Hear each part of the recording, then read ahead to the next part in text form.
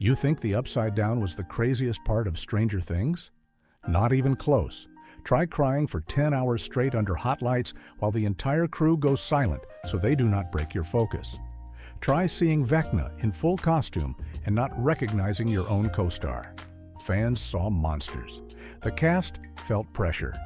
Today, I am pulling back the curtain on what really happened. She was like, "That's not Jamie." And I'm crazy, so I was like talking to her inside my mind. I was like, "No, Jamie's dead." Like, it's just dead. Number 8.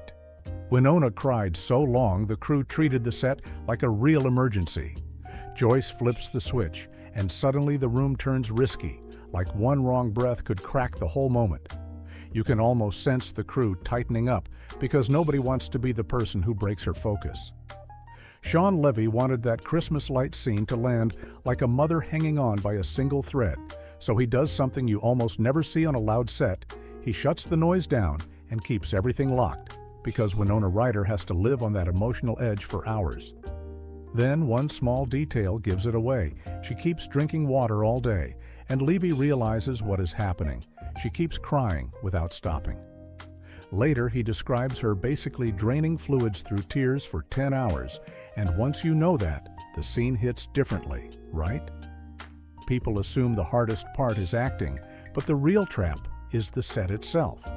Those lights must blink on exact cues. The wall has limited space for the letters, and every take burns time because one tiny timing slip wrecks the illusion. So she climbs back up that same emotional cliff again and again, while the crew moves quieter around her, because one stray sound could pop the moment, and the real monster starts looking a lot like schedule pressure.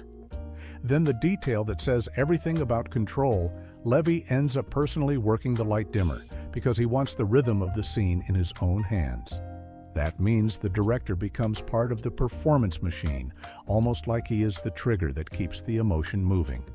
Winona is a character whose stakes and circumstances are inherently heightened the entire season. One more weird limit makes it tighter. The wallpaper only survives so many resets before the wall starts looking wrecked. And right when you think that is the worst pressure, a real monster walks in, and the fear turns physical. Number 7. Vecna walks in.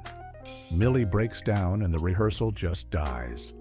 Everyone thinks the monster lives in post-production until Vecna stands a few feet away and you have to deal with him in the room. That is when a set stops being a set and your brain starts shouting that something is wrong. Millie Bobby Brown walks into rehearsal and her mind refuses to accept what she sees. In Netflix, Tudum's behind-the-scenes piece, she says the whole rehearsal has her crying. And Jamie Campbell Bower backs it up by saying she bursts into tears. And I walked on and I saw him and he snapped his neck and looked at me. And I'm there and I'm like fully in it, like staring at people, grunting, growling, like pacing. And I looked at him and I was like, what is that? I didn't know. Like, I thought this was going to be CGI. Like, I didn't know. Bless her, she burst into tears. Her reaction is not vague fear, it is specific. She looks at him and goes, "That is not Jamie." And you can hear how serious that is. She was like, "That's not Jamie." And I'm crazy, so I was like talking to her inside my mind. I was like, "No, Jamie's dead." Like, it's just dead. Jamie leans into it in the creepiest way possible, saying in his own head, "Jamie's dead," like Vecna already replaced him, and that is how the room goes quiet fast. People love to frame it as a kid actor getting scared, but the bigger tension is how useful that fear becomes. A director can comfort you and soften it, or protect the emotion because it reads on camera, and that choice sits in the air like a problem nobody wants to name. Do you help her calm down, or do you let the moment stay raw because it will look real? The fear stays believable because it comes with clear triggers. She sees the full transformation, she cannot connect it to Jamie, and the rehearsal collapses into real emotion, which changes timing, pacing, and the whole vibe of the next takes. Even if the crew gets stuck in an awkward choice, do you crack a joke to break the tension or stay silent so she can recover when either move could mess up the next setup? Tudum even shows Vecna speaking lines during rehearsal, so she hears the voice while her brain still rejects the face, and that combo becomes panic fuel. And once you picture that, you start wondering, how long does it take to build that face every day? Number 6. Vecna's suit eats the schedule. 7 hours of makeup, then chaos begins. You think filming starts when the camera rolls, but for Vecna, the day starts as a long trap in a makeup chair. By the time everyone else wakes up, his workday already has glue, prosthetics, and a countdown clock. People magazine lays it out like a punishment. In Season 4, Jamie Campbell Bower sits through a 7-hour prosthetic application, and the effects team uses 26 prosthetic pieces per day. That changes what call time even means, because you show up early, you get built into a body, and your real shooting only begins when everybody else already feels tired. Most fans assume the makeup is the hard part, but the real damage is what it does to the schedule. When a look takes that long, production protects it like a fragile asset, so they plan fewer setups, tighter windows, and they push for fewer mistakes because one reset can kill the day. That pressure spreads everywhere. Camera, lighting, blocking, and one simple missed mark turns into a multi-department mess because time becomes a weapon that hits everyone at once. Then there is the human side. Sweat happens, glue fights back, pieces shift, and removal adds more hours at night. People even describe how the process can stretch into an exhausting full working day for him. So when you watch Vecna move slow and deliberate, part of that vibe comes from real limits on the body and costume. And the pressure was so intense that for Season 5, they shifted toward more CGI from the shoulders down and cut application time to about 3 hours. Now take that kind of tight schedule, add stress, and imagine what happens when your lead gets injured. Number 5. Millie's kneecap injury flips plans. Suddenly, 11 needs backup. One slip outside the set, and the whole show's reality changes because your main character suddenly has to move like glass. That is the part viewers never see. The script stays the same, but the body cannot. Back in 2018, E.T. interviews Sadie Sink, Finn Wolfhard, and Noah Schnapp, and they drop the update with zero softness. Millie hurts her knee, and Sadie says she slipped and fractured her knee. Another outlet frames it as splitting her kneecap, linked to why she misses the MTV Movie and TV Awards. Either way, the takeaway stays sharp, she gets hurt, and production has to react fast. Fans think stunt doubles always cover the dangerous stuff, so an injury sounds manageable, but the hidden issue is how much normal motion matters. With a knee injury, sprints, hard landings, repeated takes, and fight choreography all turn into risk math, so shot choices change. You get more close-ups, more over-shoulders, more clever angles, and sometimes a double in wide shots, because the camera becomes a safety shield as much as a storytelling tool. The crew feels it too. You can write an action beat on paper, but the body must cash that check on camera, and suddenly every movement has consequences. So directors lean harder on movie tricks, blocking that hide strain, edits that compress movement, and staging that avoids sudden impact, because everyone wants the scene big, but everyone wants her safe. E.T.'s clip even makes it clear the injury happens offset, which means the show loses control over how it happened, but still has to pay the cost. Physical pain is obvious, but a different kind of pressure hits quieter, and it can stop a day cold. Number 4. Finn's panic attack hits mid-production, and the set has to adapt fast. The camera can wait, but your body can refuse, and when that happens, the whole machine has to slow down. Fame adds its own pressure too, because the room can feel crowded even when it looks professional. People Reports' Finn Wolfhard describes having a panic attack during Season 4 filming, tied to stress, personal stuff, the pandemic, and one brutal detail: even extras can feel like fans watching you. That line matters because it flips how you imagine a set, since the background energy can start feeling like an audience, and your nervous system stays stuck in performance mode. A lot of people reduce it to child star struggles, but the sharper issue is self-silencing. Finn talks about avoiding making trouble, and that mindset can push you to ignore warning signs until your body forces a stop, and a panic attack does exactly that. Then the set has to pivot instantly, pause filming, clear space, protect privacy, and cool the whole emotional temperature because silence becomes a kind of help. What makes it hit harder is the support detail.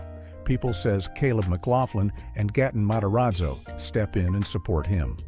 That tells you the cast has its own survival system because they grew up inside the same pressure cooker and they can spot the look on your face before you even explain it. That bond forms when you share a life that most people do not understand. Finn even connects the panic to the sense that everyone on set can be a fan, which turns the idea of a closed set upside down. And right after that kind of mental strain, the job can still demand stunts that force your body to stay calm, even when everything around you is chaotic. Number 3. Joe Keery gets yanked through a water gate, and it's not movie magic. That lake moment looks quick and clean on screen, but the reality is water, timing, and force all fighting you at once. Steve is not pretending to deal with it because parts of it happen for real. Netflix Tudum calls the Lover's Lake pull-through an intense challenge, and Joe Keery explains they use tricks to sell it, getting yanked under for real, then flipping parts of the scene and using creative angles. It's like perfect. I feel like the way even that they're just jumping in the water says a lot about like who they are and where they're at and the whole grand scheme of this and the upside down. That detail matters because it shows something casual viewers miss. You can film water chaos in reverse to control it, then cut it to feel violent and sudden. A lot of people think the risk is only drowning fear, but the hidden problem is repeatability. Water steals energy, your body temperature drops, your breathing changes, and the performance still has to match continuity take after take. So the crew builds a controlled setup with tanks, rigs, and marks, yet water still acts like water, messy, unpredictable, exhausting, and it starts controlling pace no matter how prepared you are. Because parts get flipped, Joe has to sell panic in a way that matches the final edit, which means acting against an invisible force while hitting exact beats, so cuts and VFX line up later. Your brain screams chaos, but your body must obey choreography, and that contradiction is where the real strain sits. Tudum even says they partially filmed the moment backwards, so your instincts fight the plan while the camera demands precision. And after that kind of technical stunt, they still drop a live music moment that carries real baggage, and one mistake can turn it into a joke online. Number 2. Master of Puppets turns into a production nightmare with strings attached. That guitar scene screams freedom on screen, but behind it, every second has a leash. The vibe says, go wild, yet the set demands control so tight it can make your hands sweat. Entertainment Weekly points to behind-the-scenes footage showing Joseph Quinn rehearsing Master of Puppets, with the writer's room sharing the clip. That matters because it proves the scene only feels effortless after real practice, because your fingers have to match what the camera needs. Then Pitchfork adds another heavy detail. The guitar solo audio in that scene gets recorded by Ty Trujillo, the son of Metallica bassist Robert Trujillo, and Metallica reacts by saying they were totally blown away. That reaction carries weight because legacy bands do not hand out praise lightly.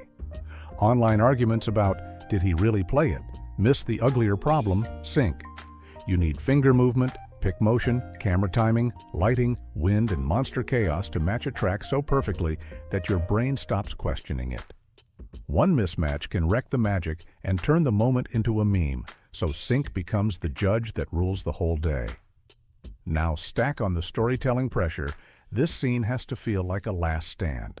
So Joseph has to show swagger, fear, and adrenaline in the same breath, while production demands precision, and that tension is real, rock star energy trapped inside a technical cage. That is why rehearsal footage hits harder than people expect, because it shows the work behind the myth without softening it. Metallica's exact phrase, "totally blown away," is wild, and it adds pressure because approval raises the stakes.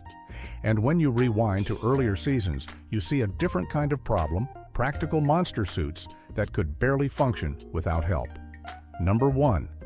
The Demogorgon suit couldn't even see, so the crew literally steered it. You fear the Demogorgon because it moves like a hunting animal, but the truth behind that movement is almost ridiculous. The monster is scary on screen, yet off-screen it needs guidance just to walk. Vanity Fair's NYCC panel recap drops a behind-the-scenes truth that sounds like a prank. The actor inside the Demogorgon suit needs cues because sensory input is limited, and the cues come from someone pinching his feet to guide him. Think about that for a second. The creature's instinct is really human coordination, like a puppet show where the puppet weighs a ton and blocks your senses. People love to say practical effects feel more real, and sure they can, but they also create brand new ways for a take to fail. If the cue comes late, the monster misses a mark. If the cue comes wrong, it steps into light or blocks the camera line. And if the performer panics inside a sealed suit, everything collapses. So the crew has to choreograph fear like a dance. Actor inside the suit, handler outside, camera framing it, cast reacting like it is alive, because fear needs teamwork to survive the shot. Once you stack all these realities together, the chaos behind Stranger Things starts making sense. Emotional endurance, prosthetics that eat days, injuries that reshape blocking, panic that pauses production, water stunts built like physics homework, and music scenes judged by timing. The show feels wild because the process runs on a knife edge, and one slip can ruin the illusion. That foot-pinching cue story comes from a live fan event setting, so they share it casually because it sounds funny, yet it explains the whole approach, controlling everything, because the set is never truly safe. And once you notice that, Hawkins stops feeling safe in your head too. If any of these moments shocked you, tell me which one hit you hardest in the comments. And if you love hearing the real stories behind your favorite shows, hit that subscribe button right now, because we are just getting started.